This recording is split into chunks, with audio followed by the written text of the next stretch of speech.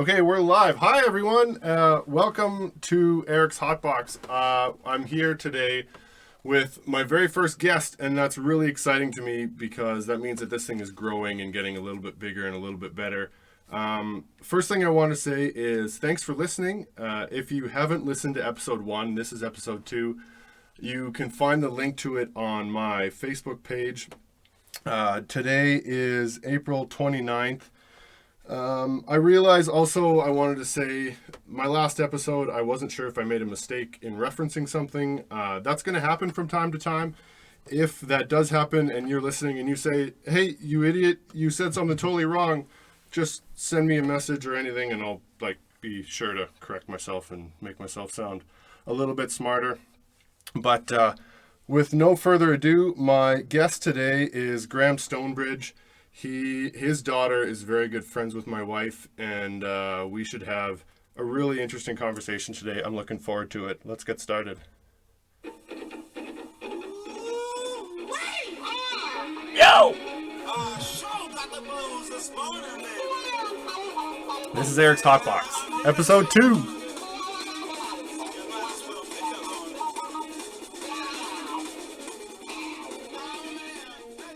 All right. So, Graham, welcome to the Hot Box. Thank you, Eric. Hopefully it doesn't get too hot in here. We can open a door or something if we need to. Okay. Just setting the scene. We're sitting in an area that's probably, 4 by 4 by maybe 6? Maybe 6, yeah. Yes. And all lined with cedar, and we're just waiting for the sauna to cut in. It may get warm in here, but we'll see what happens. It provides an intimate space. It's more a function of trying to get the best audio for the mics. I've tried it in a bunch of different spots in the house, and it gets echoey, and with one mic right now, it's just easier to do it like this. So Okay. It also fits the double entendre of the show's title. So there we go. And we're not smoking anything. No, we're not actually. The sun is off. Everything is totally above board right now. This is good. Right. So, how would you like me to start? Well, I guess when I asked you what you felt like talking about when you came into the podcast, you told me something that was really interesting, and really interesting to me for a couple of different reasons. Firstly, because I feel like I'm a fairly introverted person at times. I really try to discover things in my own brain, try to figure out why I think about life the way that I do, and secondly, because I think every person has a little bit of a different interpretation of where this topic goes. So what you told me was you wanted to talk about the meaning of life. And I can't wait to hear your thoughts about it, to tell you the truth. So for a soundbite, give me what you think the meaning of life is. Oh, yeah, vote for Donald Trump. Oh, soundbite. I had a smirk on my face when I said that because obviously at some point, consciously or unconsciously, we're all interested in knowing what the hell are we doing here on this wonderful wild blue planet called Mother Earth. This is something that has intrigued me from the age of 16, and for those of you that don't know me, this is my 70th year on the planet. My 70 are almost up, but I'm not planning on checking out imminently. Not here in Eric's Hotbox, anyway. I'm glad to hear it because I'm hoping to have you on for at least another episode too. Okay. So. I've been obsessed with knowing, what am I doing here? What am I doing here? What am I doing here? What am I doing here? What am I doing here? And what am I doing here? That was my head beating against the wall.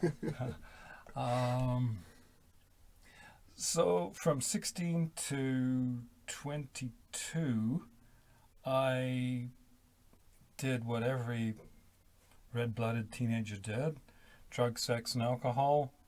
Found no answers in that. Met some interesting people, traveled throughout North America, hitchhiked across Canada, traveled to Europe, And through circumstances that will probably take too long to relate in our time here, I ended up meeting some very interesting people in England, Oxford, England, and became fascinated by a man called Avatar Meher Baba. Meher means compassionate, and Baba means father. Prior to this, I'd been at university at UBC and had taken philosophy, psychology, and wanted to be an architect. I was thoroughly disgusted by psychology because I wasn't really interested in studying rats in mazes. I was more interested in Graham Stonebridge stuck in a rat-like maze. I can relate. Yes. Not knowing what I was doing here. And philosophy went round and round in circles till one day I found myself standing up and blurting out, "This means absolutely nothing."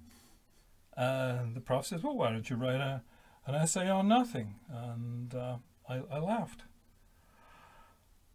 So, back to Oxford, 1968. I was unemployed, knowing absolutely nobody in Oxford. How old at this time? I was 21 in 68. And I had heard that I needed to read Hermann Hesse's Siddhartha. And I took myself to the library in the centre of Oxford. And on my way into the library, I saw this picture. It was a picture of a big poster. And it was a picture of Meher Baba. And underneath it said, Meher Baba and LSD. Now, when I lived in Vancouver in 65 to 67, I had met Richard Alpert, who later became known as Baba Ramdas, and knew of his work with Timothy Leary and LSD and whatnot, and tried LSD, and again found nothing there that answered that question: what am I doing here? And I knew that the man giving this talk in Oxford was a Dr. Alan Cohen, who was one of Timothy Leary and Richard Alpert's students.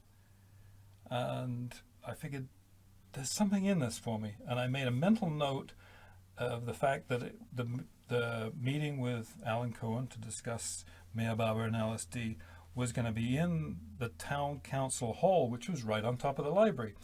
And went down to the library, and after I'd read about 2 pages, I suddenly realized, my God, the time and the place, obviously, for this talk was right there, right then. It was perfect. So I hustled upstairs, came in after it was already started for about 10 minutes, and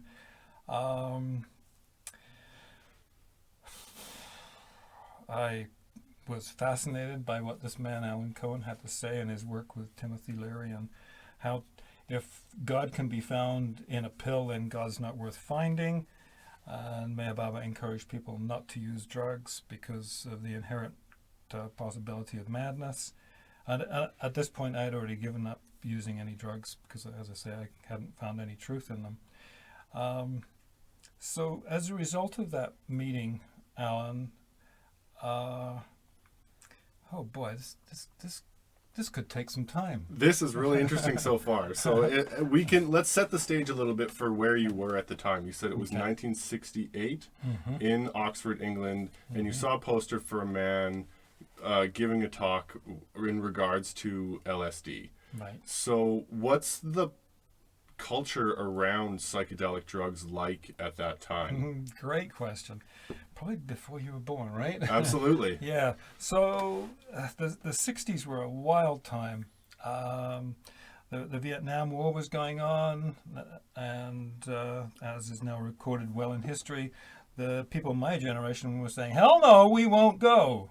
And tuning in and dropping out and heading to the country and living in communes and living communally. And marriage was sort of something that wasn't necessary for sexual intimacy. and traveling the planet and up the establishment. God, how many other things can I tell you about? So it was an accepted part of culture, but seen as a definite representation of counterculture at the time. Definitely counterculture to the Richard Nixons of the world. Yeah. So were you nervous at all going to take part in a talk that was going to be about No. LSD and drugs and stuff because of the public's idea of the fringe parts of societies, the hippie movements and things like that? No. I was the omnipotent child of 21 who I was creating my own universe. I fortunately had two parents, mother and father, who were loving and accepting sufficiently of me to not want to control my life. I can remember asking my father while I was still at UBC, saying, we really should grow some marijuana in your greenhouse. And his retort was, do you want me to get arrested? Not bad dog. Don't ever say that around here again. But Sure. yeah, had a great sense of humor about him. It's a very consequentialist way of looking at the growing of pot in your yard. Yes, right. So where should I go to from here, Eric? Well, let's say, so you've decided here and now is this presentation that you're going to go and listen to. Mm-hmm. Were you nervous about going to hear what he had to say? Did you expect it to be especially life-changing or alter your view of the world? You said you'd already tried drugs and didn't find anything inside of those that were able to really alter your view of where you sat in the world. So did you go into it with any expectation? Okay. There's the expectation of looking for truth and being able to discern truth when I heard it. From the age of 16 till this point of 21, I had been interested in Zen Buddhism. I'd been interested in Christian mysticism. I had some interactions with the spiritualist church to do with clairaudience and clairvoyance. And just the precursor to moving to Oxford was, that's an interesting story. My first wife and I had left Canada after I dropped out at UBC and were heading to live in the countryside in southern Sweden, where her father had what is called a torp. And when we hitchhiked into southern Sweden to find this torp, it had lost its thatch roof in the winter before, and at that point I knew very little about building and wasn't prepared to figure out how to put a roof on, so we ended up in Stockholm, where I got a job for the Canadian Embassy, serving drinks at parties and doing interior decorating and whatever they could keep me busy at to keep food on the table. During that time, on my way home from one of the jobs, I stopped in a used bookstore and asked them, did they have any books in English on spiritualism?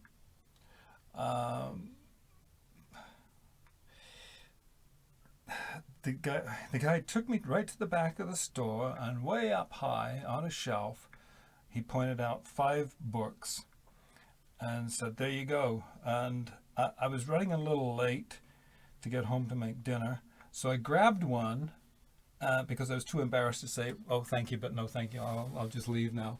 I grabbed one thinking, well, at least I'll buy something, then I won't feel guilty. Rather dysfunctional, but and paid my 7 krona for it. And on the underground on the way home, I was thinking, what a fool, you just spent 7 krona that could have bought you at least another 2 meals. And so I took this book, and it was the teachings of Silver Birch. Silver Birch was a North American native who manifested through a home circle during the Second World War in London. Now, for those of you that don't know, but have probably heard about mediums, people used to gather together in small groups and invite a disembodied spirit to speak through the medium in the group. Now, this particular person was called Silver Birch, and because of the huge pain and suffering that was going on during the Second World War, particularly in London, that was being bombed by the Nazis, this Silver Birch gave these phenomenal teachings, and that was what was in this book that I picked up in the secondhand bookstore in Stockholm. And it was the absolute perfect thing that I needed to read right in that moment. And so I went from feeling chagrined and ticked off with myself for having spent the 7 krona to being elated. And it gave me some course to go down to London to see if I could find these people in London who had been part of this home circle that channeled Silver Birch. When I eventually got to London, I found the Clairaudient Society and was disappointed to the nth degree. It was a bunch of old farts, like I am now, sitting around talking about Aunt Flossie's cat who's talking to her from the other side. Now, it had no credibility for me. So I was disappointed. So now jumping ahead to Oxford, after Alan Cohen's talk, I went up to ask him because I had a question about the work of mediums, and I can't remember what the question was, and it doesn't really matter, but it was a sufficient introduction to Alan, and from there I met a number of people who had met Maya Baba. It gave me the impetus to go to India. Now, this is probably September 68, and Maya Baba dropped the bod, i.e. died, in January the 31st, 1969. So I realized that he's no longer in the body. I can't go and see him. So rather than making a rushed visit, I decided to go overland to India. And I left England in September 69, and 4 months later arrived, having gone overland, and met the people who lived with Maya Baba, who he called his mandali, or disciples, or close ones. That was a pinnacle point of my life, meeting those people. I can imagine. Were they particularly hard to track down? And then once you did track them down, were they difficult to interact with? Like, were they welcoming to strangers, especially people that weren't necessarily from the area? Great question. So this was early January 1970 by the time I got there. And let me just sort of paint the scene. Ahmednagar is a tiny, tiny little Indian city, probably of only 1 million people. Tiny, insignificant. Insignificant, sort of in a dust bowl up on the Deccan Plateau, probably about 3-4 hours from Mumbai, directly east. I got there and they were incredibly welcoming. There were very few Westerners like myself there at that time. By my circumstances, being financially responsible hasn't been a big part of my life at this point. Up to this point, on the process of going to India, I was broke by the time I got to Tehran. So I was living on God's grace all the way till I got to Ahmednagar. They kindly put me up, fed me, and showed me all around, showed me different aspects of Maya Baba's life, which has been my inspiration from that day on. How many years is that now? 47 years. Wow. I'm the kind of person who has looked closely at anything that comes along, even Batman.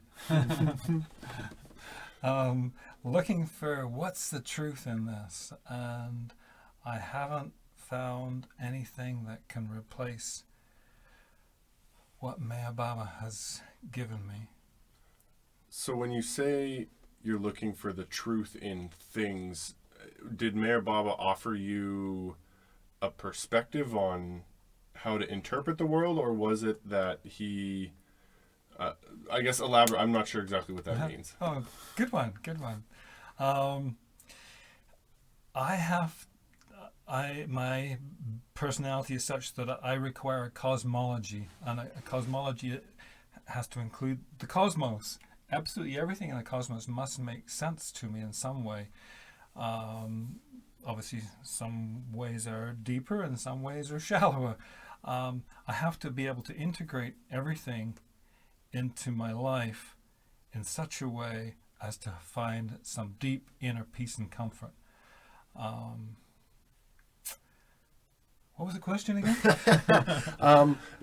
Did he give you a better way of understanding the cosmos in itself? Did he offer you just a different perspective? Yeah. How was it so influential on finding that comfort inside of you for everything that was going on in the universe? Yes, exactly what you said, isn't it? Oh man.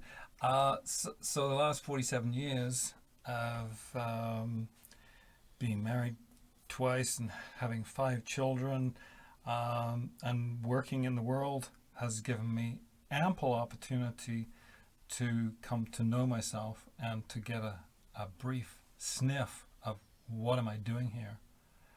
And that has been solely from Meher Baba.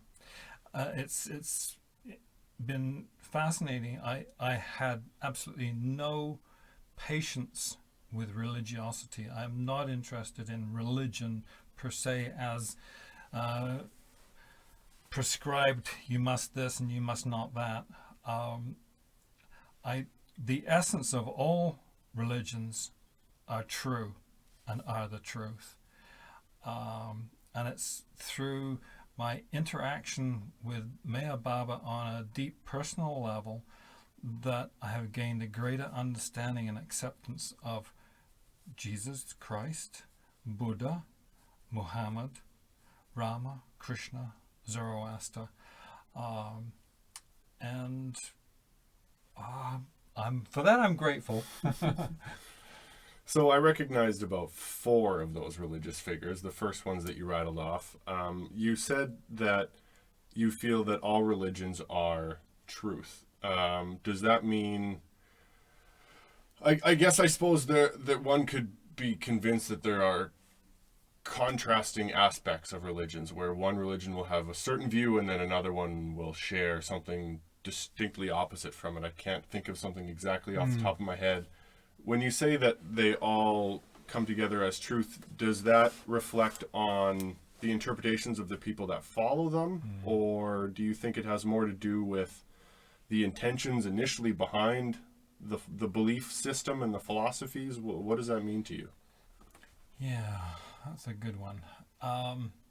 All religions, the moment the inspiration drops the body and moves on, it's left to those of us with our tantalizing little egos to interpret and misinterpret.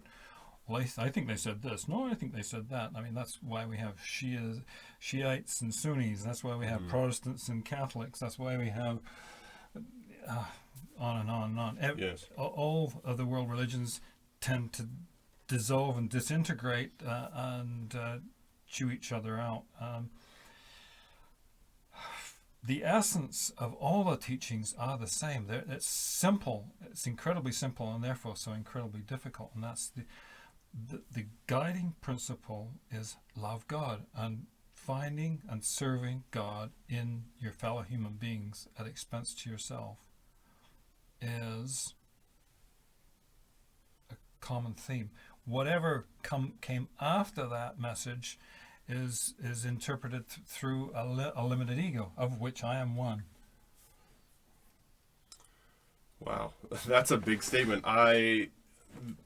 Okay, so the only way that I guess I can relate to that, I was raised Catholic, Ukrainian Catholic back in Saskatoon. I did the whole thing. I was baptized, confirmed. I was an altar boy for years. I was involved heavily in the church. I went to Catholic elementary school and high school, where religion courses around Christianity were a requirement the whole time. So that's a part of like the window that I'm looking at. I guess, is there is there room in those? Let's say this. Do you feel like those kinds of religions, the way that they exist now, with the after effects of people's egos and things, do they still have the capacity to achieve that initial goal that you set out? So you said that when you think of where religion started, it's love and serve God. Do you think that religions still are capable of completing that task in the way that they exist right now? Do you think that that's something that is still there? Do you think that that's one of the inherent flaws in an organized, structured system that's controlled by what are, in large cases, fallible men? Where do you think that they sit in the world in comparison to what their initial ideas were? That's a pretty heavy question. It's a great question. It's like you're looking at, if I've heard you correctly, you're saying, is it still possible to find the truth in those religions? Yeah. Absolutely. The truth is always there. The truth cannot be hidden or buried. It can be covered over, but it's up to us individually to uncover the truth within ourselves. It's Chariot, which is the practice of ringing bells and lighting incense and repeating this for ad nauseum. It is a way to delude ourselves. I'm holier than thou because I went to church on Sundays, or I went to temple, and I went to the mosque, or I went here, I went there. It's there's infinite possibilities for deluding yourself. So there's one that which keeps me separate from you, or the dog, or the house, or the rest of the planet, is my ego. My ego is that which constantly emphasizes my separateness, my difference from you and everybody else. I can be better or worse. Anything that smacks of separation is keeping me away from the truth. Anything that brings me unity, anything that brings me into being more loving, compassionate, accepting, is bringing me closer to the truth. That's really cool. I'm going to set up a hypothetical for you. Mm-hmm. You're driving down the highway in Kelowna on your way to Eric's house to come and do the podcast, and somebody in the vehicle in front of you comes up beside you and is talking on their cell phone and doesn't shoulder check, changes lanes right in front of you, almost causes an accident. Mm-hmm. Where do you find that ego takes you now that you've been a student of Mayor Baba's teachings, and where do you think it would have taken you had you never partaken in any of them? Where do you see the difference lying? Yeah, good one. Being the human being that I am, I'd probably say, "Hey, you!" I'm hoping at some point to watch that come up and not give it voice. Without the influence of Mayor Baba, it would have been, let's just take him off the road.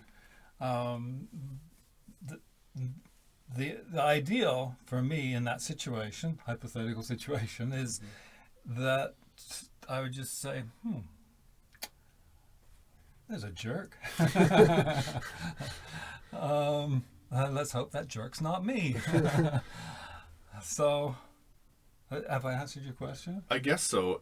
I get the thing that I'm wondering about is if the idea is to try and find the truth in everything, do you try and see the person that's talking on their cell phone while they're driving, not shoulder checking, almost causing accidents? Do you see them as a representation of the truth, or do you just see them as someone that's caught up in their own ego and you now have the tools to better recognize that? Yes to both those. Okay. Do you want me to enlarge? I'd Sure. like that. Yeah, please. So there's the higher part of me that would say, what's God trying to wake me up to here? When he swerved over in front of me. And there's the limited ego part, Graham Stonebridge, that says, I'm going to take him off the road. And hopefully I'm sufficiently embodied in my own truth that I'm not going to even give voice to that. My family will tell you that I frequently give voice to that when challenged. Um, if when I'm in my truth, absolutely everything that happens for a reason. My vision is slowly growing wide enough and broad enough and expansive enough to know that everything is divinely inspired, no matter how painful. I I don't know whether Jazz mentioned it to you. I had 2 accidents last year. I know you broke your hip last year. Mm-hmm. I'm not sure I remember the other one. Mm. If you feel like elaborating, feel free. Sure. Um, the first, they happened on the same construction site. Even though I'm retired, I'm still working. Um, I was framing a wall, and somehow, it's a complete blank spot before the moment of finding myself having lost my balance, falling through the wall I was framing, flipping in the air, hitting a step ladder on my way down, and then my head hitting the concrete from 12 feet. Oh my God. Yeah. And in this process, I'm screaming, Baba, Baba, bang, crash, Baba, Baba. And I ended up with a broken rib and a broken scapula, shoulder blade, and a big goose egg on my head. And thinking about it, I should have died because 12 feet onto concrete is far enough to die from. Absolutely. And I didn't. And I realized afterwards that I felt that Baba was sort of cradling me down to the ground. Now, I've had lots of time since this happened at the end of September to ruminate on this. And I was, the lesson I've taken out of that, because absolutely everything has potential for a lesson if I choose to see it, is I was working with a couple of guys, and one of them was, in my opinion, really dogging it, and it was bugging me, and I didn't know how to deal with motivating this guy so that he would stop sort of dragging his feet and oh dear, and so my old habit pattern kicked in and said, I'll just work faster. I'll set an example. I'll be a good example. So it goes past quitting time, and I'm saying to them, look, we've only got about half an hour and we can finish this up. And it was during that half an hour that I fell because I was going faster than I should have been and lost my balance. The second one, about a month and a half later, I only fell about 4 or 5 feet, but that's when I fractured my pelvis, and that one's harder because it has to do with like the physical body is a manifestation of my being. It's a gift to me to experience this material world, and I don't think I have always taken the best care of my physical body. In fact, and this is one instance where I didn't, because what happened, my hip gave way. I was standing on the ladder and my hip just gave way. And so it's been, the lesson I've taken out of that is I must listen to my intuition. I must listen to my heart and take care of this physical body. It's there for my benefit. And I know I don't have it forever because we're all physically born and we all physically die. That's something we've all got in common. And I need to do the best with it that I can, which means not being a slave to it. You know, you want chocolate? You want chocolate. Yeah, you want to be a little fat boy? Yeah, I eat all the chocolate you like. I'm not going to be a slave to it, but I must take care of it. So that, again, the Buddha talked about the path being a razor's edge. Using the body, for example, is if I completely dote on it and make it my temple, I become obsessive about what I eat and what I don't eat. That doesn't work. And if I completely deny it, or overfeed it, or overtax it, or overuse it, or abuse it in some way, shape, or form, that doesn't work. So somewhere in the middle there is the Buddha's razor edge path of respecting my body and loving it and not overindulging it. I don't know if I've made that clear, but I think so. I think the best way that I have to relate to that right now is something like jujitsu. where I go to the classes because they're really fun to go learn new things. But I think that the most enjoyment I get out of the class is finding the balance in the class between unbelievable physical exertion and trying to live in the moment. So it almost becomes an exercise of therapy. Exercise has a lot of therapeutic benefits on its own already, but it's a tool that I've found. I've only trained for 3 months in very beginning stages, but I've really enjoyed it. It helps you forget about all the things your ego decides are important throughout the day. When you're rolling around on the mats and somebody's trying to choke you, or they're trying to figure out a way to break your arm or dislocate a joint or do something, and you're trying to do the same to them, you don't have any time to think about your bills or think about traffic or think about that stressful day at work. And so you start, for me, really finding ways to live inside of your body, but inside of your body at this exact second. So for me, I really struggle with trying to sometimes, quiet your mind down, try and relax, try and think about only what you're doing right at that moment, because there's so many other thoughts that'll come into your head at any given time about any given stress that you're experiencing. And a lot of the times there's nothing you can do about it, no matter how upset you get. That's a lesson I'm still trying to learn. My wife will tell you that. So it provides me the opportunity to just check out of the rest of the world that's going on. And it is such an addicting feeling. It's so, the best part about class is the end of it when you're rolling and sparring with each other, because you're living the most in the moment and you're fighting for your life the whole time. So you have no choice but to think about exactly what's going on at that second. So I guess that's my closest relation to maybe a mindfulness approach or something like that right now. Does that make any sense to Absolutely. considering what you've learned? Yeah, absolutely. I love it when you said being in the moment. Like the only moment we have is this moment. There are no other moments. The past was and the future might be, but this is the moment. And that gift of jiu-jitsu that puts you in the moment, what a gift.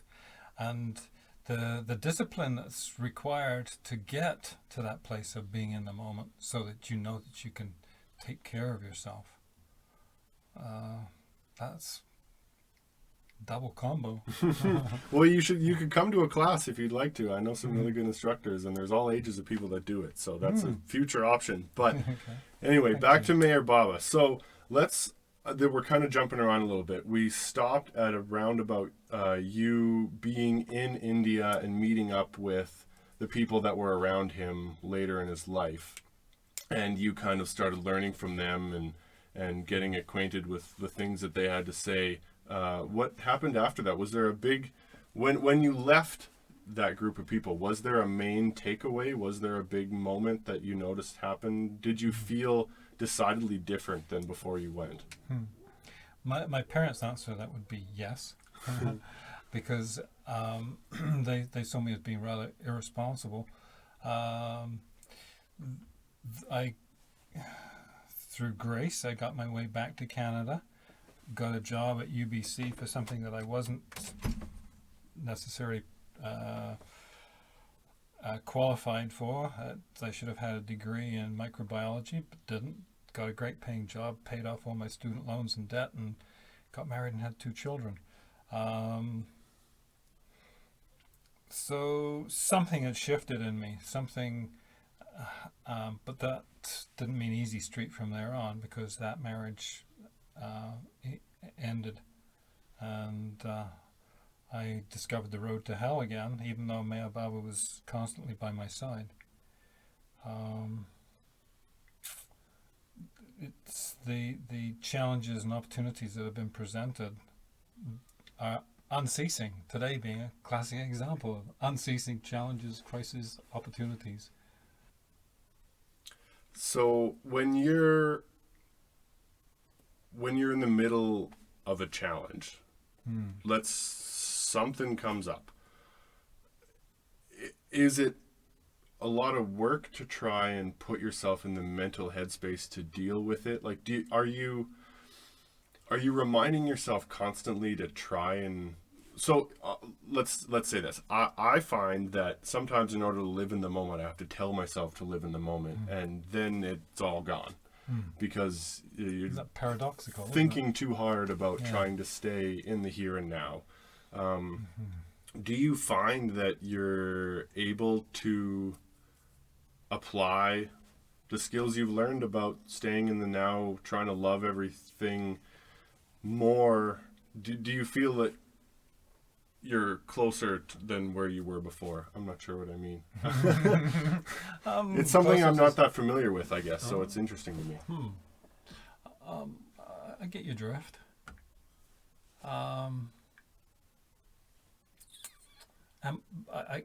Maybe I could reinterpret the question as, am I more loving? Yeah. Am I more accepting? Am I more compassionate? I'd have to ask those around me, because I can't see wood for trees. I'm so deeply buried in the forest of my own ego that it's really hard to have some perspective on oneself, isn't it? Which is the beauty of being married. You've got constantly got a great mirror to look at. Yes. And having had the joy and the privilege of being married to Lally for 34 years, is it? I feel like I'm only just beginning to learn how to love and be more accepting, because what has happened, and I think this is the corollary, as I accept and love myself more, the ability to love her and vicariously everybody is easier, because I'm not beating myself up. I'm not thinking I'm that great. I just am. So that was going to be my next thread of the conversation, was that negative self-talk.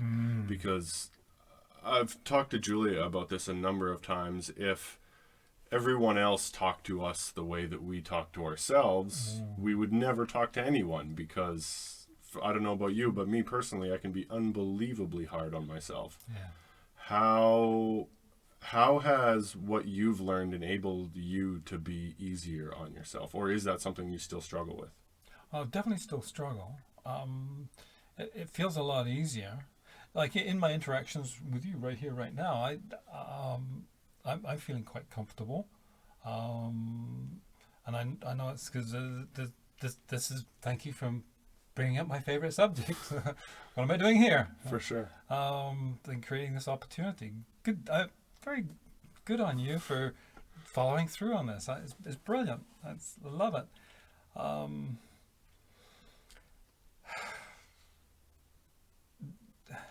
You nailed it. It's like as soon as you think about something, it vaporizes. It changes it somehow. Like if I set my mind to do something, like I will stop talking about myself negatively. I will. I know I will. Oh God, you're not going to be able to manage this. Oh, what are you going to do that for? That's a stupid thing to do. Don't you know that the garbage is to be taken out? No, and on and on and on and on and on and on. We all suffer from verbal diarrhea in the brain. So that's why, all world traditions have things like mantras and chants and sikas, zikas and whatnot to help break the mind. The only thing that really works for me is having somebody like Maya Baba to focus on, who in the 47 years I just know more and more about him and see greater and greater reason to identify with him, because there is a greater sense of self-ease within as a result of association with him, even though he's not in the body. That doesn't really matter, because we all know that there's more to this than meets the eye. Now that's interesting. So I have two really big fears in my life, and I thought that I wasn't going to talk about them on the podcast because it's hard to tell people what you're afraid of, because then they can use it against you. But so I'm afraid of dying. I wasn't when I was younger, but now I really am. It's a really, really crazy thing that I think about a lot, and I'm afraid of people thinking I'm really stupid. So I sometimes it's easy to get caught up in, well, don't say that, you're going to sound like an idiot. Well, don't say that, you're going to sound like an idiot. Well, don't do this because it might cause you some undue physical harm. Have you felt the whatever personal fears that you've had in your life not necessarily go away, but are they easier to deal with on a day-to-day basis? Is that a result of Mayor Bob or just being a more experienced worldly person? Has it gotten easier as your life's gone on? Where does that sit with you now? Okay. As a good answer to that question, I realize it's a simple question with a complicated answer, but I credit Maya Baba with everything. There's nothing else to do. Now, having said that, I have a responsibility to do my best. I must do my best, and then I have to leave the rest up to him. It's being able to discern what is my best. Am I doing my best? Oh, I think you could do a little more, or am I misleading myself? Blah blah blah. The same old verbal diarrhea going on in the head.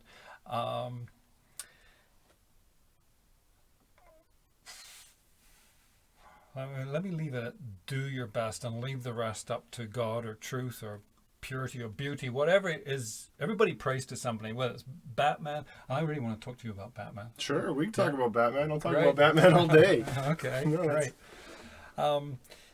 So, if I do my best and leave the rest, everything will turn out. I mean, the fact I'm sitting here right now today is proof of that.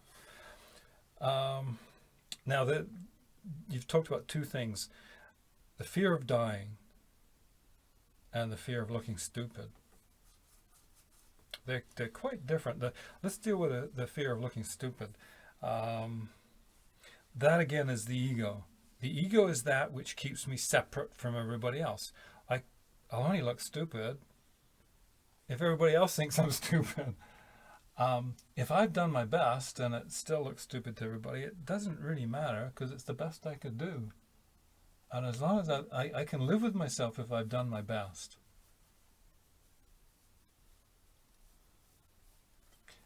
Being able to live with myself is the most important thing because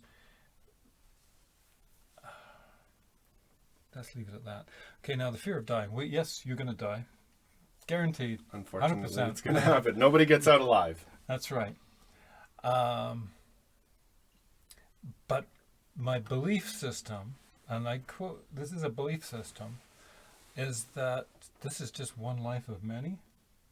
And the native traditions have a little phrase that says, it's a good day to die. What I choose to take from that is what the Muslims called die the one death. That one death is where my separateness from everything else ceases and I become one with everything else. That doesn't mean to say that I disintegrate into a pile of dust on the ground or anything. It means that I have love and compassion for everything around me. Even the guy in the lane who's listening on his cell phone, swerving in front of me, at some level, I have compassion for him because he's inviting trouble. So the dying, the one death, the one, like, from our humble human perspective, yeah, it's understandable. I mean, when I was falling at 12 feet on the concrete, I was facing my mortality. Absolutely. A 6-foot fall can kill you. Yeah. Let alone a 12-foot fall. Yeah. But obviously it wasn't my time to go. So I do believe that I'm taken care of. But how to be comfortable with the idea that, yes, you could be facing your death. I've just had a daughter who had cancer at 18 and just had a health challenge. And, the question was there in her mind, is this it? Come again? Is it going to call me? Is it going to take me? And apparently not. Right. No, she's got more work to do. Well, that's excellent. Yes. That's very excellent. Yeah. So I'm hearing how do I become more comfortable? One with not being concerned what people think about me. Like, you're putting yourself out there right now on this podcast. You're putting yourself out. That's guts. You obviously have enough self-esteem to be able to do this. You're doing it. So I think you've probably said goodbye to not good enough. I guess so. I think where creative endeavors, or at least where I've noticed creative endeavors come for me so far, I mean, I'm 28. I want to just make sure everybody knows that I don't think I have any of this figured out. So anything that I say that works for me, it just happens to be working for me right now. But when I look back at sketchbooks that I had in high school, creative writing that I did, papers and essays that I wrote in university for political studies and philosophy that I was really proud of, arguments I've had with my dad where I feel like I made a really good point, but it just wasn't my argument to win. All that sort of stuff, when I look back on it playing guitar, I realize that in those instances where I was creating it, it allows me to get out of my own head a little bit. I find I can press that play button inside of my head sometimes and just start spilling out the words and the feelings and the emotions that I'm experiencing right at that time, and it allows me to more than talk but listen to what I'm actually saying to myself, because I think for me personally, I wind up dictating to myself a lot of the time. Remember to take the garbage out, remember that you have an appointment and then we're going out for supper, but you still make sure you get to bed on time so that you can get up to go to work tomorrow, but don't forget this because you have that meeting. So doing things like this, I guess I've found, I appreciate the compliment, but I find there's a calmness in putting this out there. I feel like once this is there, at least all I did was try to represent myself in a genuine way. But whether or not, I mean, I'm sure someone is going to disagree with almost everything I have to say somewhere. But do you care? I guess, I don't know.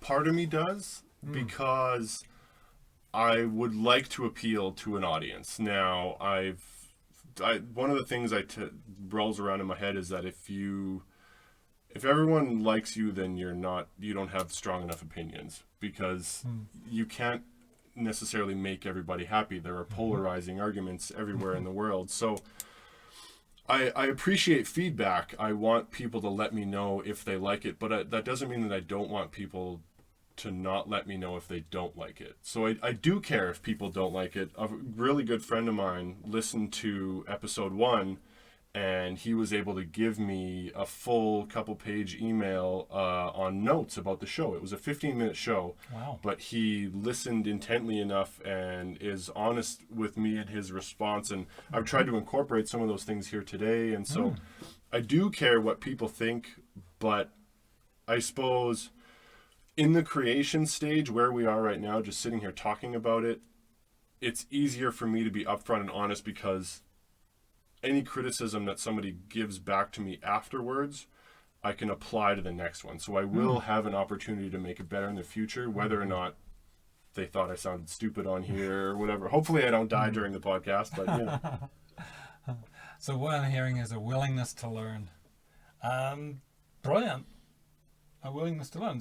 So you're not that threatened that you can't learn from somebody else. No, definitely. That's all I feel I can do. And I think this is a way for me to try and structure things that I've learned from people. So I really like talking to people. I found that I naturally start to interview people when we get into in-depth conversations. But the problem is trying to remember everything that they had to say. This is a great way to remember it, because I don't have to remember it. Yeah. I can go back and listen to it and reference it in the future. Doing stupid things like writing myself notes and placing them in somewhere that I look at constantly. Like I have notes on the inside of my locker at work. And so when you open it, you have no choice but to read it. And most of the time they're positive. Sometimes, they're motivating in one way, shape, or form, but I lost my train of thought. Which voice is the most easy to hear and pay the most attention to? inside of my own head. Usually the one that's easiest to hear is the negative one, but the one that I try to pay the most attention to is the one that says, what do you have to lose? That's it was a philosophy that I came up with personally when it came to starting to ask girls out on dates. Because when I was standing there trying to work up the gumption to go and talk to this girl that I was really interested in, all I could think of is, well, right now she's not talking to me. So all I can do is try and change that. I can go and talk to her and see, if she's interested in me, if we can do something together or whatever. And the worst case scenario is that I come back here after and she's still not talking to me. So you're miles ahead. Absolutely. At least I tried, and then there's one other Yeah. person that I know, okay, well, this isn't meant to be, and so be it. So I guess that's the one I try to pay attention to. It definitely doesn't always happen. Sounds positive to me. There's nothing worse than having, I wished I had, a what if. I did my best. C'est la vie. Yeah. I think this move to Kelowna for Julia and I was a big part of that. I watched a ski film that highlighted the history of extreme mountain skiing. Yeah. And there was this guy named Bill Briggs, and he was the first person to ski the Grand Teton Mountains in the United States. And it was the first time anybody had really done a massive descent on a really steep, really dangerous mountain way back in the day. And in the interview in the movie, he said, what is this life without a little bit of adventure? If I'm here for something, I might as well have some adventure to it. Yes. We just moved to Kelowna because Julia got a job offer that gave us the opportunity to try and shift our life from Alberta to here. So as fearful as I'm sure we both were and still are about different aspects about this, at least we're giving it a shot. Yeah. I'm grateful you're here. I am too. I don't think I'd be having as many. Maybe I would. I don't know if I would have had the braveness to start a podcast in Cold Lake. So there's a big positive to being here. Yeah. Do people actually live in Cold Lake? They more so forage and try to survive through the dregs of winter for 8 months a year. We were very lucky in having a hot tub on our back deck, and that greatly contributed to our long-term survival for the 4 years that we were there. It is a beautiful place, and there's a lot of really cool people that I've worked with and friends that we made there. But this is just the ability that Julia and myself went for lunch with some friends, and one conversation led us to moving our entire life one province over. Boggles my freaking mind. How is it possible that one conversation moved our entire life and families over here to this house, to what we're doing now? It's pretty wild to me. Yep, that's brilliant, isn't it? And when we realize that let's rephrase that. When we realize that all happenings and events are that way. There are no accidents. Everything is perfect. If I've got the depth and breadth of vision to see it as such. That's what I'm working on.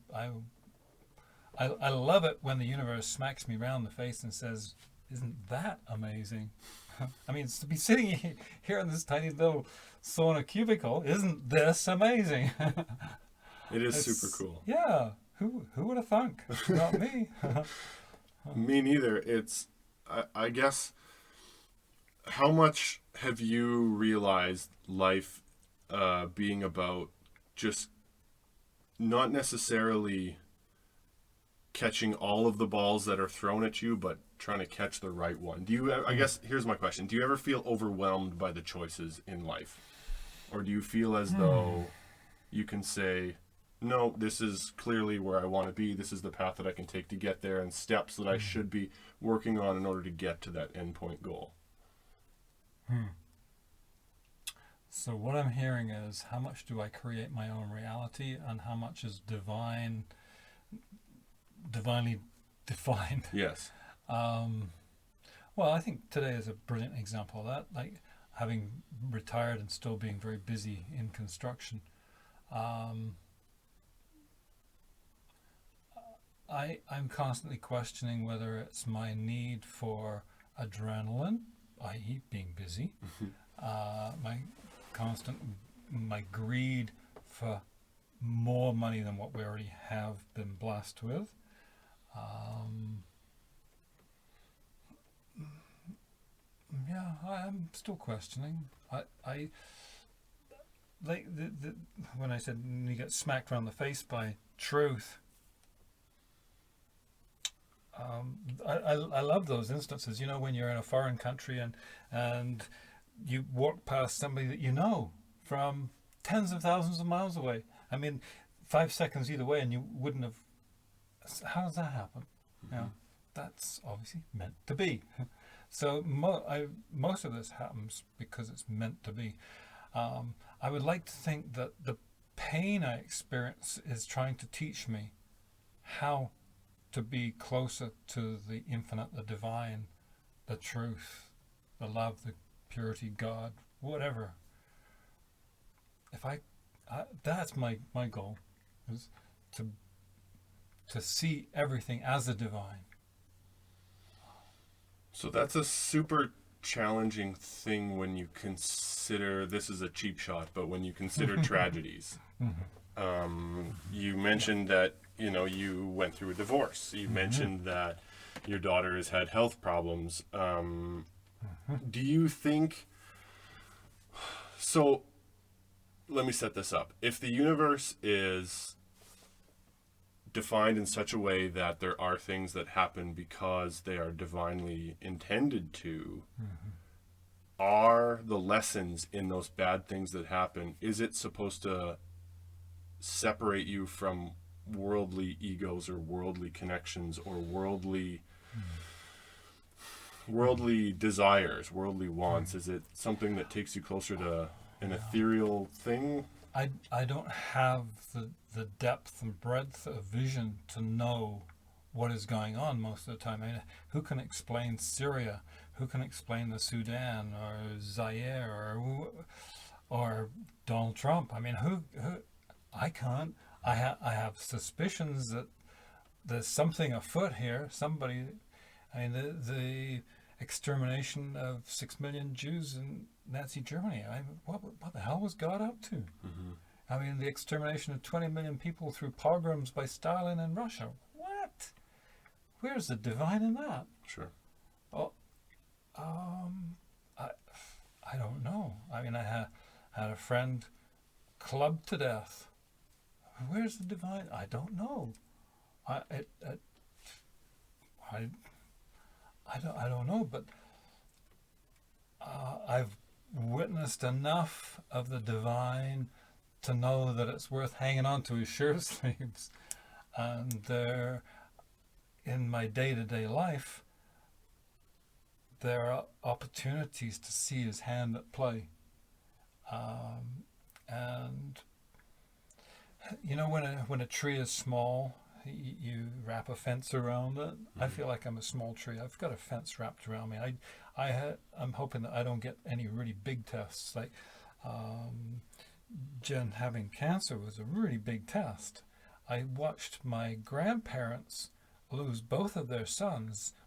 My grandmother and grandfather outlived their 2 sons, and I saw the pain of that, and I really didn't think I had the strength of character to handle the idea of losing a child.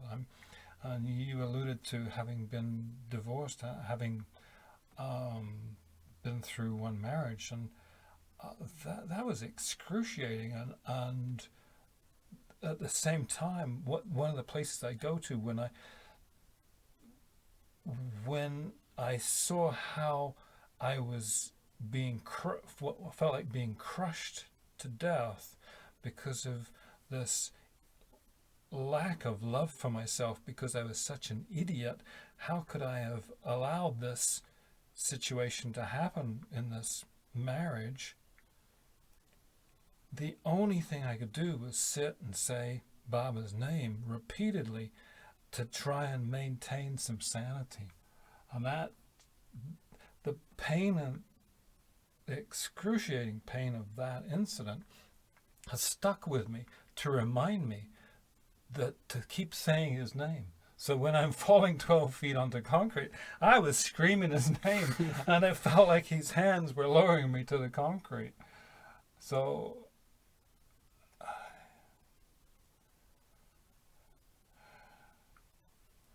yeah.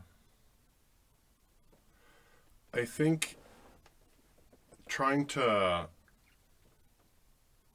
be mindful of lessons that you've learned all throughout your life is so difficult for me, because I feel like you can spend the entire life just trying to remember what it is you're supposed to remember.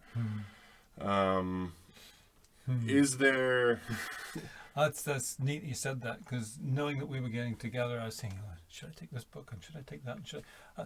No, just be. Yeah. Just be. I thought about writing down a bunch of questions too, and I had the same kind of reaction. I wasn't exactly sure where this was going to go, and it was really hard because I was afraid I was going to look like an idiot sitting here with somebody that's as learned as you on some of these subjects. But I figure all I can do is try and absorb some of what you had to tell me and, apply it in where I see it fitting in my life. Did you feel like when you became immersed in this that it remained a choice to participate in the teachings of Meher Baba, or did you feel like the further you got into it, the more integrated and natural into your life that it became? Yeah. Is it work now to still keep up on the study and teachings of Meher Baba?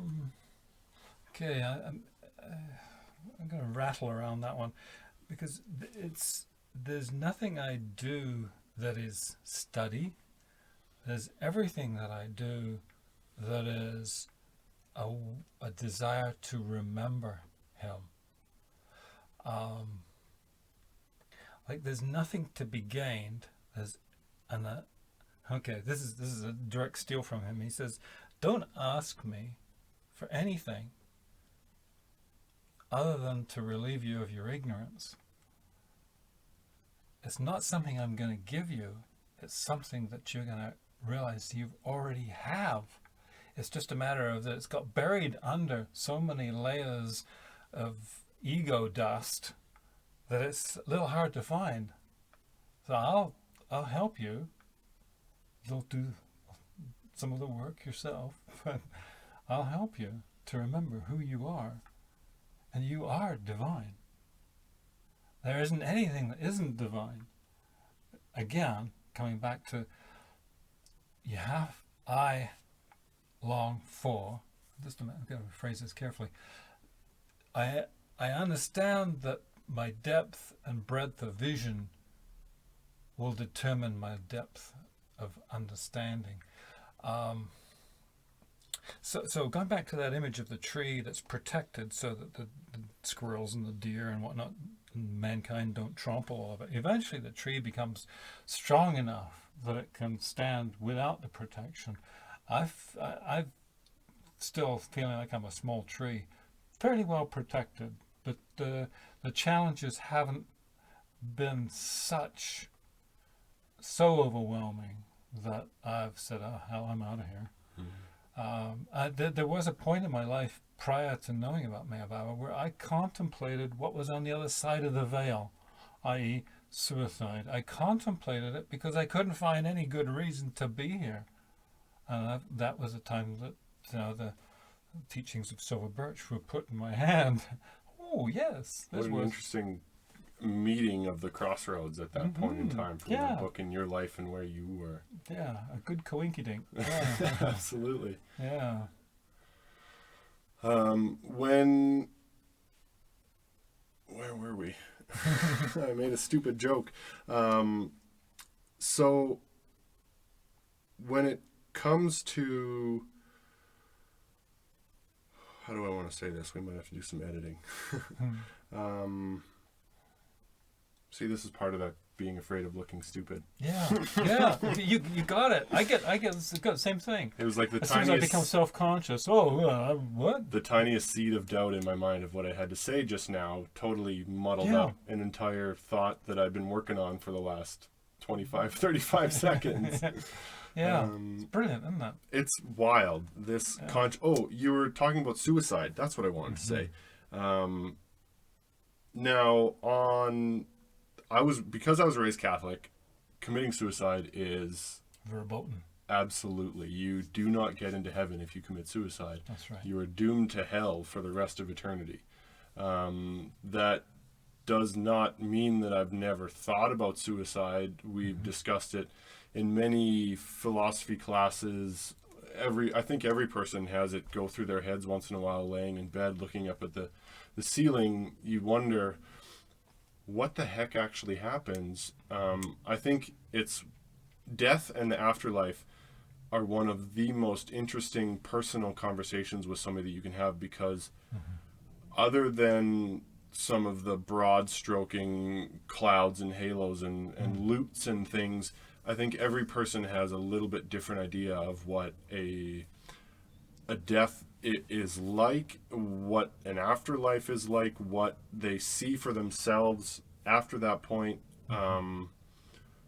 Where does that sit with you? Where do you find comfort? I know you mentioned before talking about, almost a reincarnation idea, where this would be one of multiple deaths. Where do you find peace with the idea that we have no idea what's on the other side? Nobody does. Well, I agree with everything you said except for the last part. There are people who do know. How do I know that? I choose to believe that. The building of this cosmology that's taken all this life and God knows how many lifetimes before, but the building of a cosmology to understand what's going on, like the only thing that makes sense is the movement of consciousness through form by coming back to this world again and again and again. And I mean, we all know the classic stories of child prodigies that are playing the piano at 4 years old and speaking pearls of wisdom at the age of 1, sort of thing. How do you make sense of that unless you have a belief in reincarnation? Now they're just picking up where they left off. But my personal belief is that we all pick up where we left off, so we might as well get on and do as much work as we can on getting closer to the divine right here, right now. So that if that guy on his cell phone pulls over, takes me out on my way home, I've done the best I can for right now. Right. Yeah. So, where do you, when you consider where your ideas of what is your idea of what a reincarnation might be like, what it might feel like, if you feel that you are do you feel like you are a reincarnated person right now? Do you feel like an original Graham Stonebridge, one interpretation of the universe expressing itself? Yeah, I'm a composite of everything that's gone before. In this moment, I'm a composite of everything that's gone before, on my way back home. And I've had experiences of, oh wow, that reminds me of such and such, which is from another time. I've met individuals who are able to fill in gaps in my understanding and they have no reason to know anything about me, but they've given me because their depth of vision is far broader and deeper than mine. And oh yeah, well that's a piece of the missing puzzle. Thank you. So that the Christian Church, it wasn't until the Council of Nicaea in 325 AD, Christ did teach reincarnation. But the church decided to take it out because they couldn't keep enough control over the people, because they were saying, well, I'm going to get another life anyway, so let's party on this one. So we've got to be able to control the people, right? Because we need their income so we can build nice edifices to ourselves. That's interesting. Can we just unpack that for a second? Sure. I didn't know that. Can you elaborate any more on what Jesus said about reincarnation at that time? I understand. So the Council of Nicaea, for those that don't know, I believe is when they decided what was going to be and what was not going to be canon for the Bible and effectively the rest of Christianity for believers from there on in. So it was effectively the editors deciding which parts of the story they wanted to leave in and which Right. parts they wanted to leave out. Well said. Yeah, exactly. So Christ said, "You're born once and you die once," and that was interpreted to mean this is the only life you got, buddy. In a way, this life right here, right now, is all I have. It's a culmination of everything that's gone before. What I choose to believe that makes sense to me in that you're born once and you die once is you're born out of God once and you die back into God once. And on that journey, I've passed through gas and mineral and vegetable and insect and reptile and bird and animal and finally human. And as a human, I'm now fully evolved. And then as a human, I start to involve my journey back, my journey evolving out of God, back into God. And that's why you get individuals like St. Francis and St. Catherine, St. Teresa, individuals who are getting close to being back home to God. And I might choose to believe that St. Francis did, in his last life, involve back into God. That's why he was such a powerful inspiration. Yeah, I'm behind on my reading of what St. Francis was. The image that pops into my head was that he was shot with arrows tied against a tree. No, St. Sebastian. Oh, dang. I'm losing Catholic trivia right now. That's okay. So we've talked about mainly like Judeo-Christian perspective because that's mine, and the Mayor Baba. You've mentioned moving out from God and then back into God. Do you think, so I guess easy question, do you feel that the gods of the existing religions are just a different representation of the same entity? Do you believe that they just have a common thread and it's people's interpretation of what a quote unquote capital G God, the God is, and then different cultures and different biases change it into, Islam or Christianity or Judaism or any other major religion? Yeah. It's like an elephant. It's like an ant on the floor looking up at an elephant. I'm the ant. God is the elephant. Geez, looks big to me. Mm-hmm. Oh my God, what's that thing over there? It's a tail, or it's a trunk, or it's, oh my God, it's a foot that's just stepped on me and I'm safe, but I can't move. It's how can the ant describe the elephant? It's a mystery to me. I know that my rapacious mind has a desire to try and define it and think about it and dwell upon it, but there really isn't much point because my mind is far too limited. Some point in this, there's a great aphorism for me about the head and the heart. As guys in the Western world, the Judeo-Christian world, we're pretty head dependent. I'm going to think my way through this. I'm going to be rational. I'm going to be logical. I'm going to get it. The lesson, one of the lessons for me in this lifetime is to move more into my heart, which is the feminine side. I want to be intuitive. I want to be compassionate. I want to be understanding. And I seeking a balance of head and heart. That's critical for me to experience that balance of head and heart. So I've got a little analogy that works really well for me that sort of spreads some light on that, and that's life is like a river. All rivers flow to the ocean. They get there somehow through devious ways and means. So the river of life is the journey of the heart. Now, for a river to flow, it needs banks. If there are no banks, it just floods out of the landscape and becomes stagnant and doesn't go anywhere. So the banks of the river are the mind. We need a strong mind. We need a balance of head and heart. We need a strong mind to contain the river, to encourage the river to flow to the ocean. If Venturi's principle, now if we make our mind really strong, we bring it right in, the river flows even faster.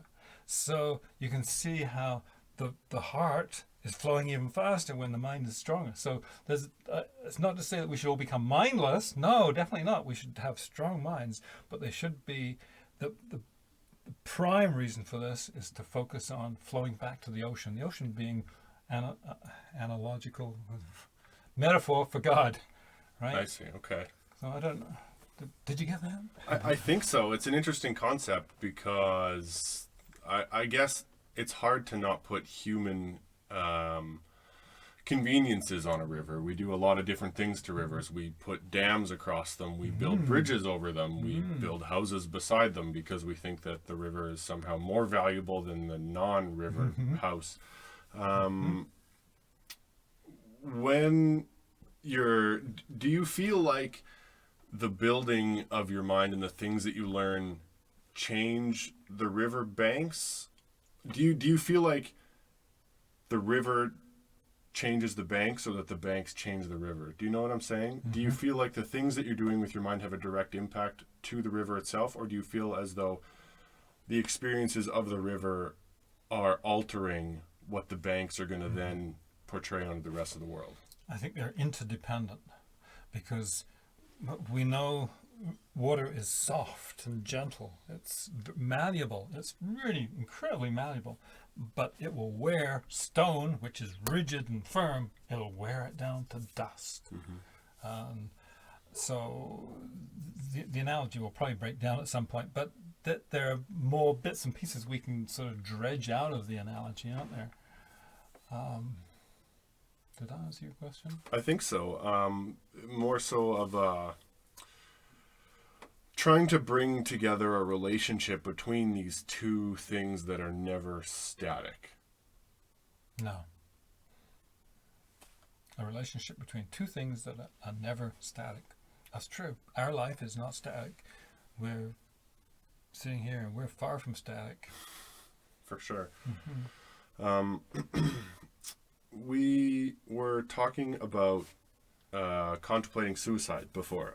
We're going to go back a little bit. Yeah. Where does suicide fit with the teachings of Meher Baba? Yeah, it's definitely not a good idea. I'm not trying to be cynical when I say it's definitely not a good idea. Of course it's not a good idea. It's also not the end of the path. It's also not eternal damnation. I'm sure in our millions and millions of human lifetimes, never mind pre-human lifetimes, we've probably killed and been killed and taken our own life through our own actions. God knows how many times. Eating the wrong thing, smoking something, drinking infinite amounts of alcohol. How many ways do we kill ourselves? How many ways do we commit suicide? By not exercising, or there's an infinite possibilities of variations here of committing suicide. So we're all doing it, but the bottom line is always, what am I learning? Am I learning to love myself more? For me, it always comes back to that. And the giving, I have witnessed in my own life people who are willing to continue to do that which is destroying their life. And I choose to believe that even though they may be choosing to drink or smoke themselves or negate their health in some way, I choose to believe that they will learn from that. Maybe this lifetime, not this lifetime because they took themselves right out, but maybe another 5 lifetimes. Who cares? It's not my problem. It's not my problem. As long as I'm doing the best with my lifetime. Paradox plays a really important part of the journey for me. That was one of the first things I felt comfortable with as a teenager, was Zen paradox. Oh, the Zen koan. What's the sound of one hand clapping? What do you mean one hand? How does that happen? There's a beauty in paradox that breaks the mind. The mind can't conceive it. Oh, I'm going to panic. But at a deeper level, at a heart level, it makes perfect sense. Do you think that there is an intrinsic loss of value with altered consciousness through the use of drugs? Definitely. If God or truth or love can be experienced through drugs, then God's not worth experiencing. We could start to split hairs here. Like, if a doctor has prescribed a medicine for you, through his Hippocratic oath, he's put his karma, if you like, on the line by saying, I think this will do you better. His intention is to make you better. I'm throwing out illicit drugs. I should have clarified. Right. Okay. Yeah. There's medicine, and then there's that which makes us ill. And I think we always have to look into the reasons. Why are we choosing to do this? Like, if I'm clinically depressed, yeah, take some Zoloft or whatever, under a doctor's prescription. But if I'm wanting to go out and rave it up and have some ecstasy, forget it. If I can't find the ecstasy within myself without drugs, I ain't doing myself a lot of good. Do you think that they can be a trail marker on somebody's path to finding an internal source of that ecstasy, per se? I mean, I suppose there are certain illicit drugs that bring responses out of you that I'm not sure you can achieve naturally. It would be very difficult to try and get the same effect that somebody enjoys out of methamphetamine without any influence on its own. I'm not saying that meth necessarily has any value in furthering your life. You're probably just going to lose all of your friends in your teeth. Mm-hmm. But is there room for things like, say, psychedelics to be a roadmap for people to getting closer to a realization of God? I guess the reason why I ask this is I've been listening to some other podcasts and things like that, talking about usage of things like LSD, psilocybin, like psychedelic mushrooms, and DMT, which is dimethyltryptamine, which is a chemical that's produced when humans dream in the pineal gland in your head, and they've found ways to synthesize it, and people have been using it in various different ways. And a lot of the feedback that I hear people give about this substance is that it brings them into a closer connection with all of those around them and a God figure, because they're hallucinating so intensely. Yeah. For someone that is, I've never done psychedelic drugs personally, but do you think that there's room for those to be a conduit to somebody furthering their own spiritual development? Great question. Okay, I can only judge it from my personal experience. For me, no. I satisfied myself that there were no answers in drugs. I have a good friend who chooses to differ from me and is involved in South American herbal medicine. I'd say this gets a little convoluted, but the simple answer is, if this is a dream, if this life is a dream that I'm eventually going to wake up from, then to ingest drugs to experience the dream from a different perspective is a dream within the dream, and I'm already there's a hunger for me to want to go home and wake up from this dream. That's what propels me. I personally choose, and for me it's correct, to live as natural a life as I can, taking care of my body, again back to what I said earlier on, but not making it my ultimate be-all and end-all temple, because I know I have to give it up. I would question, again, because my depth and breadth of vision is not broad enough to include knowing what these people are experiencing. Okay, there's Richard Alpert. Are you familiar with Baba Ramdas? I've heard his name on a few different podcasts, but Okay. that's about it. Different people just talk about him and some of his spiritual ideas, and I haven't learned nearly enough about it to... Okay. Well, he has a great story. He was looking for a guru, and by the way, he used to correspond with Maya Baba. He was looking for a guru, and he went to India to see... I've forgotten his name. Doesn't matter. He went to see this master, and he was still doing LSD a lot. And the master said to him, "So what are you doing LSD for?" He said, "Oh, it's great stuff. Look at it." And the master said, "Well, have you got any?" And he took out a whole handful and gave it to him, and the master just threw it all in his mouth and said, "So what? Wow. It doesn't mean anything. It's empty." And that story alone told me enough about drugs that it's all just another way of deluding myself, that there is no truth to be found in them.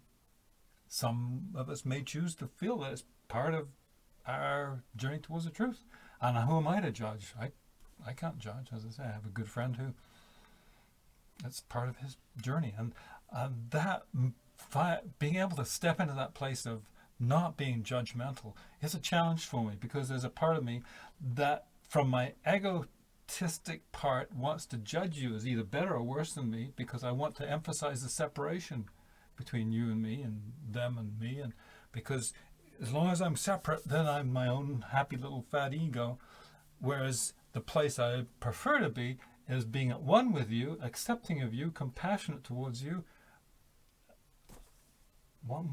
How much better could it be than that? That's a really interesting perspective on that, because particularly because I think this society that we live in now has created such a division between drugs that are available, and by that I mean illicit drugs and legal drugs, and then from there the total sobriety side of it. So just trying to gauge my reaction to when you said that, I'm sorry, did Ramdas have the LSD? Mm-hmm. When he gave it to him and then the guy put it all in his mouth, my immediate reaction is oh my gosh, that was unbelievable. That guy, with no personal experience of LSD, he's in for a trip to intake that much of the drug. But there are plenty of instances, and I should have thought about this at the time, where people have become immune to any of the psychoactive effects of some drugs. And the example that I can think of is when people can drink coffee at 9 o'clock at night and then go right to bed. Mm-hmm. I'm not sure if it's because the caffeine 100% doesn't work. I still think that inside of that person, that caffeine is doing what it's supposed to be doing. But largely the person has decided that caffeine will not affect them or their sleep, and they happily drink their coffee at 9 o'clock at night. Whereas somebody that was nervous about it, was super scared, had half a glass of Coke, and then started stressing about the Coke and overthinking it, and oh gosh, now I'm not going to have a good sleep, and they're laying in bed and all I can think about is I had this Coke and it's going to affect my life. Do you think that people are responsible for their own realities when it comes to those sorts of situations? Do you think that they generate Sure. what they're going to experience? Absolutely. We all create our own reality. We all create our own reality. You line up 10 people and they can all stand on the side of the street and watch this accident happen, and you get 10 different stories. But there's only been one accident, but 10 different versions of it. So we've all got different predispositions. Some people are short-sighted, some people are far-sighted, some people don't have any hearing. There's a million ways of being different. So yeah, some people drink coffee as their main meal. And doesn't seem to do anything, and somebody else can sniff the coffee and go into ecstasy. So it's just we're all different. It's bringing it back home. It's how am I dealing with this? How am I? Am I in integrity with myself? Is this what I need?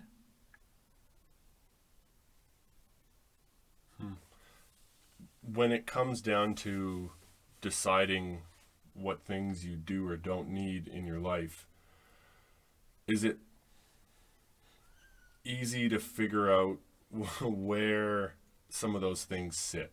And by that I mean there's a lot of people that are addicted to their phones. And if you ask them, well, do you need that phone? There's a lot of people out there that'll say, yes, I need my phone. I use my phone a lot. I'm just as guilty as everybody else.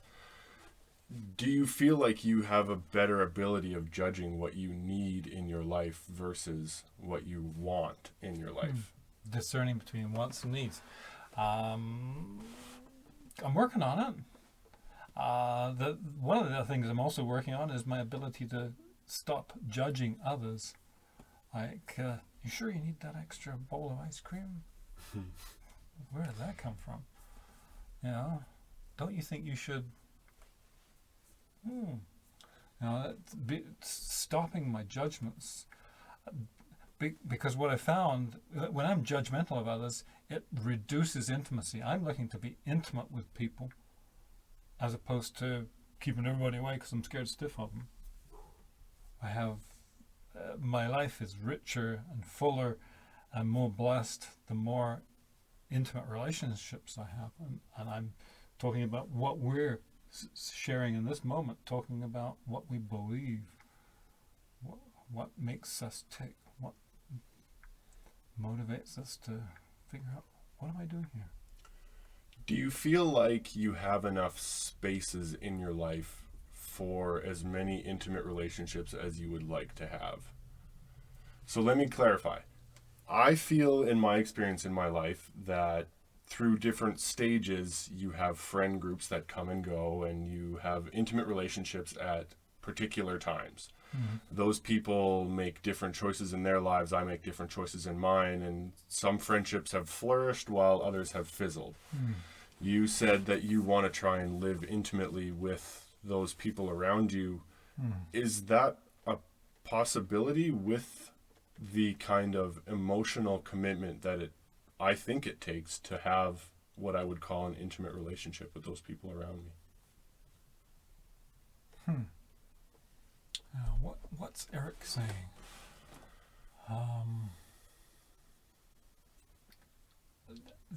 It's not something I think about, because if I think about it, I'm analyzing, and it's something that just is, and the isness is created by my compassion and lack of judgment and acceptance for people where they are. And I feel I can be in, like, you probably got friends who you don't see for years, and then you just pick up exactly where you left off. What happened about that? They were on the other side of the planet, or they were down the block and really busy. It doesn't matter. I can pick up exactly where I left off. That's the place I like to be in.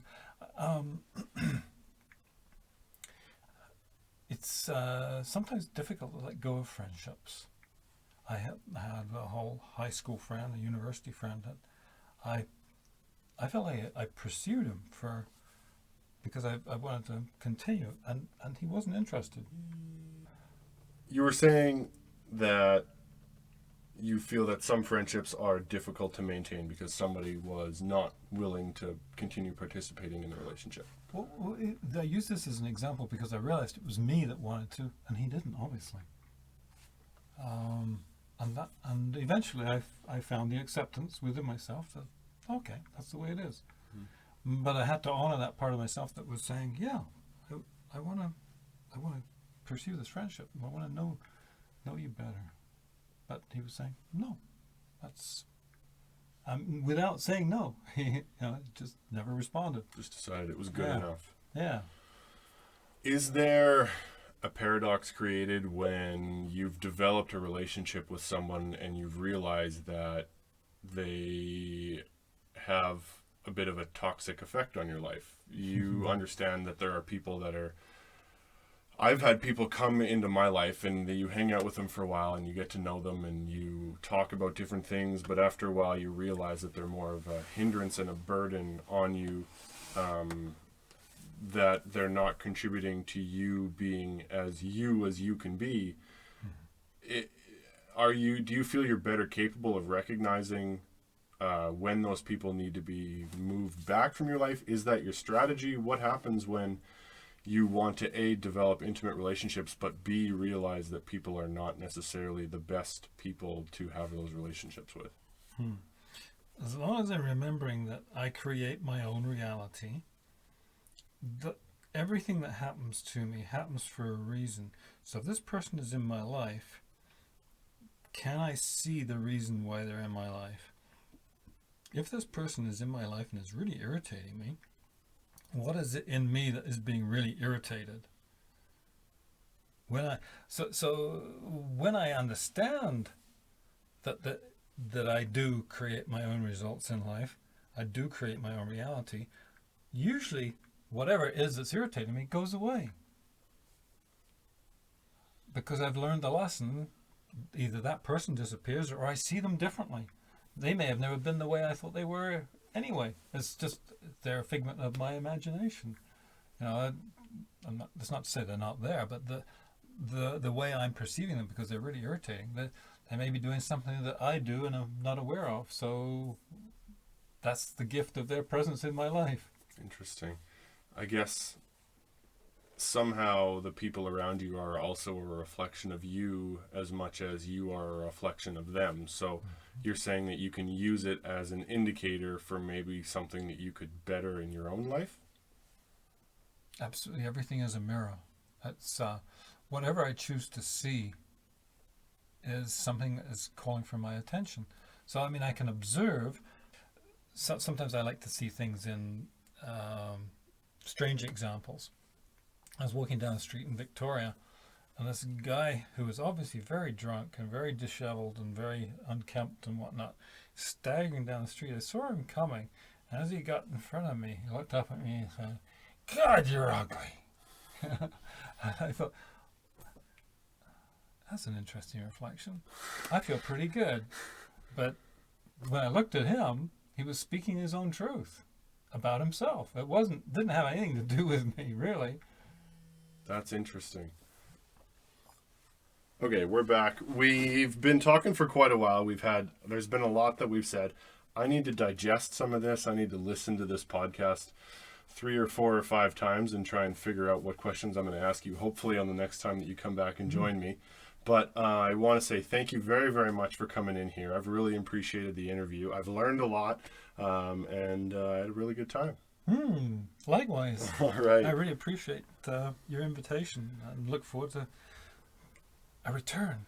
Oh, it's definitely open for the future. So we're going to sign off. Thanks for listening, everybody. I will let you guys know when the next episode is going to be playing. And until then, take it easy. I'll see you next time on Eric's Hot Box. You can run on for a long time. Run on for a long time. Run on for a long time. Sooner or later, gotta cut you down. Sooner or later, gotta cut you down. Go tell that long-tongued liar. Go and tell that